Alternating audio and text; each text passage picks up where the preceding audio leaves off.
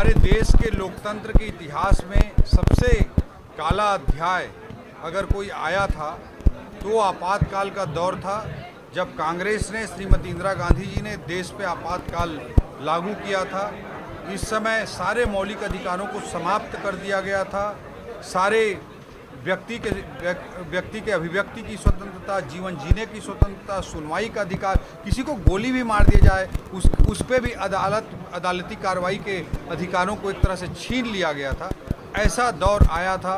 ये व्यक्ति पूजा की, परिवार पूजा की चरम पराकाष्ठा का दौर था, जब कांग्रेस के लोग कहते थे Indira is India and India is Indira. इस तरह की स्थिति उन्होंने निर्मित की थी। इसके अलावा 100 के लगभग बार 356 लगाकर चुनी हुई सरकारों को भी कांग्रेस ने हटाकर लोकतंत्र की हत्या करने का प्रयास किया। इस तरह से भारत के लोकतंत्र को कुचलने का काम कांग्रेस ने किया था। जब वो सत्ता में रहते हैं तो उनका ये चरित्र रहता है, आज विपक्ष में है तो दुनिया भर के अनर्गल आरोप लगाते हैं।